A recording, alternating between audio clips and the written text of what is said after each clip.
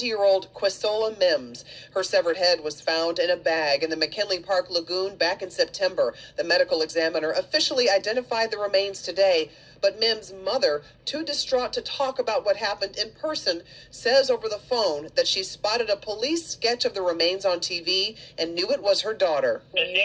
September 23, 2016, Chicago, Illinois. It started as an ordinary morning at McKinley Park on the city's southwest side.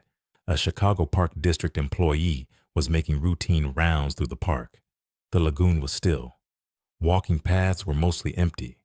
As the employee moved along the water, something caught his attention: a plastic bag floating near the edge of the lagoon. At first it looked like discarded trash, but when he got closer, he realized it wasn't. Inside the bag was a severed human head. What began as an ordinary morning became one of Chicago's most disturbing unsolved homicide investigations. 2 days earlier, on September 21st, a 20-year-old woman named Quesola Mimms had left the Chicago home she shared with her mother on East 105th Place. She was known to everyone who loved her as Keke. She was a young mother to an 18-month-old daughter. She had just been hired at a factory and was looking forward to starting her first shift. Life was moving in the right direction. She was ready and excited for her future. She walked out the door on that fateful morning and was never seen alive again. At first, there was no alarm. No missing persons report had been filed. Her family's last known contact with her had been that same day, and for a brief period, there was still hope she might return or reach out on her own. But 2 days passed in silence. Then came the first public reports. As news of the find began to air, Quesola's mother watched the coverage unfold on television. When a sketch of the severed head was shown as part of the investigation, she recognized who it was immediately. In that moment, there was no doubt left to hold on to. She knew it was her daughter. Woman whose remains were found in the McKinley Park Lagoon. That discovery was made back in September, and Eyewitness News reporter Karen Jordan live tonight with the story. Karen? Well, community activists announced this afternoon that the reward has just been raised to $2,000 for the arrest and prosecution of the person responsible for this grisly crime. You are cruel. You are not human. Community activist Andrew Holmes speaks out against whoever killed 20-year-old Quesola Mimms. Her severed head was found in a bag in the McKinley Park Lagoon back in September. The medical examiner officially identified the remains today, but Mimms' mother, too distraught to talk about what happened in person, says over the phone that she spotted a police sketch of the remains on TV and knew it was her daughter. The day you showed it on the news, I went after 10 o'clock that night. I walked from my house to 111. Mimms' mother last had contact with her daughter September 21st. At that time, Quesola was due to start a new job, but didn't show up. 2 days later, someone working at the lagoon found the remains.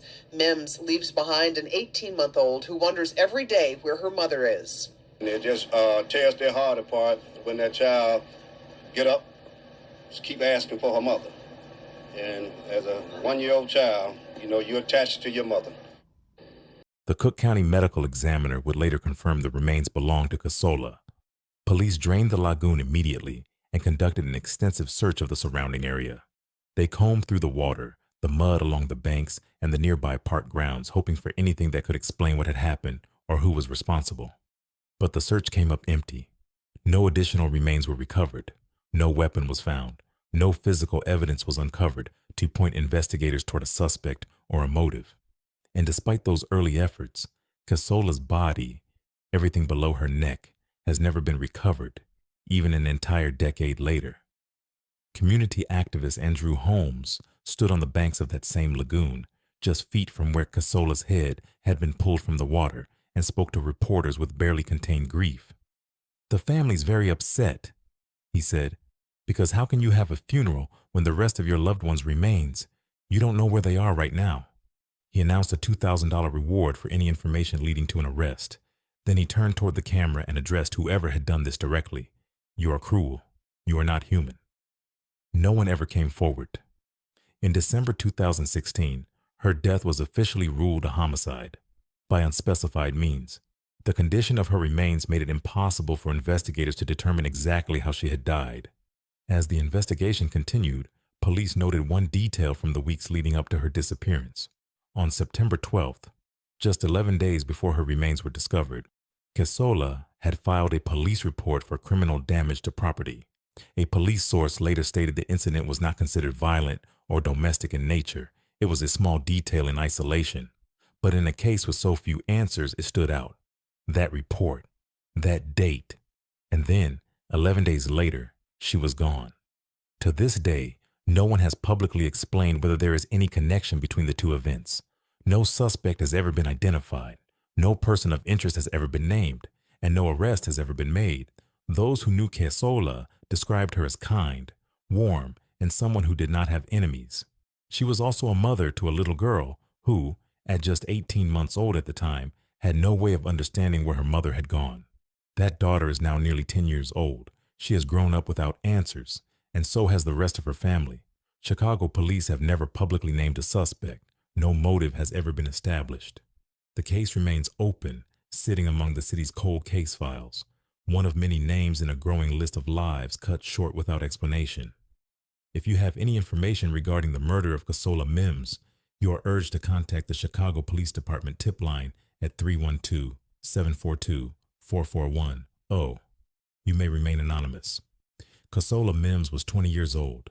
She had her whole life ahead of her. She trusted the world around her.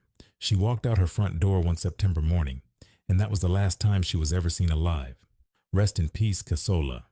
Thank you for watching The Grim Watch. Share your thoughts in the comments below, and don't forget to like and subscribe for more true crime documentaries. See you in the next video.